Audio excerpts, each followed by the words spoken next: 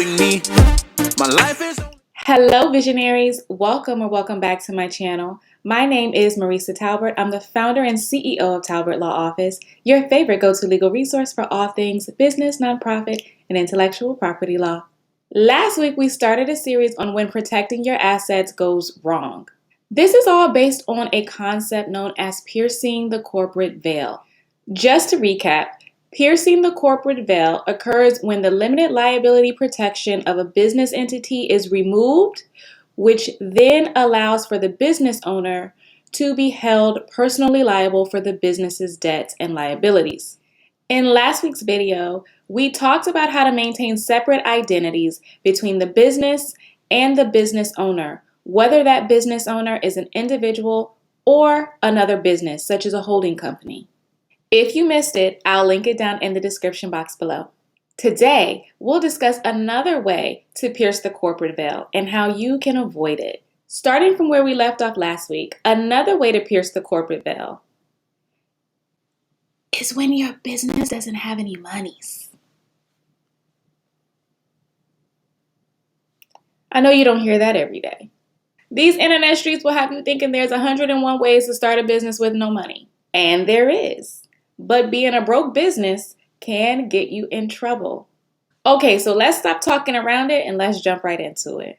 There is a term that explains this called undercapitalization. Undercapitalization occurs when a company does not have enough capital, which is just a fancy word for money, to conduct its normal business operations and pay its creditors.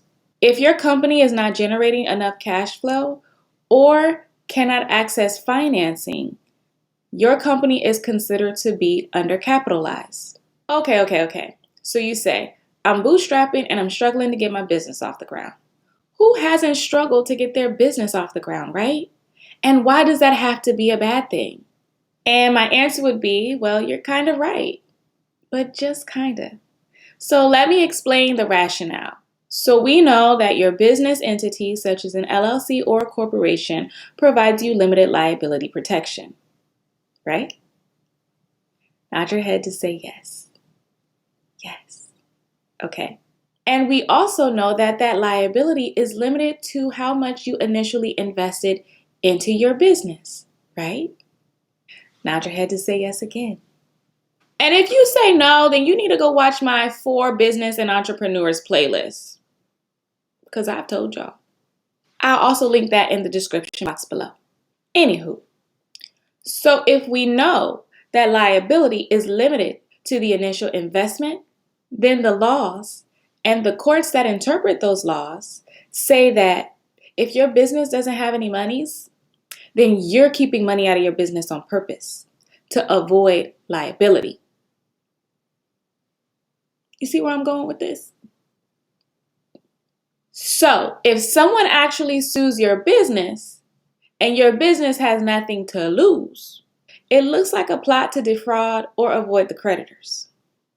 You know what I'm saying? Okay. As a result, the undercapitalization of your business may cause a judge to hold you personally liable for those business liabilities because your business doesn't have any monies or assets of its own. Now, I want to be clear. The undercapitalization theory focuses on how much money you start the business with. If later on down the line the business becomes underfunded for whatever reason, the undercapitalization theory will generally not apply. Ain't that a trip? Did you learn something new? I hope so.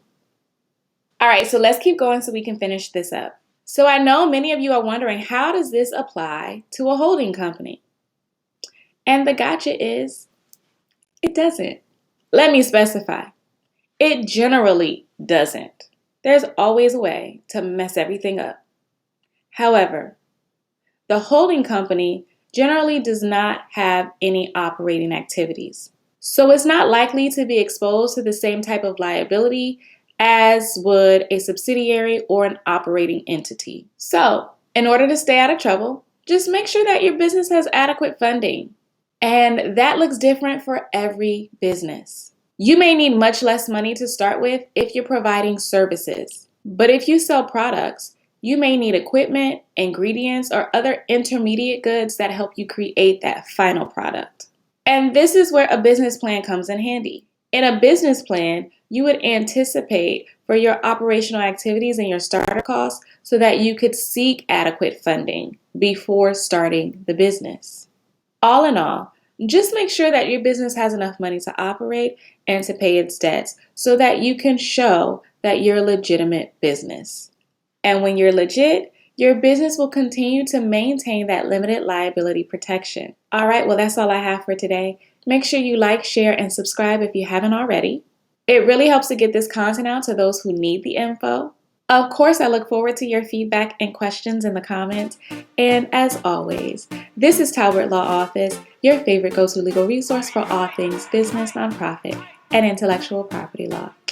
I'll see you in the next video.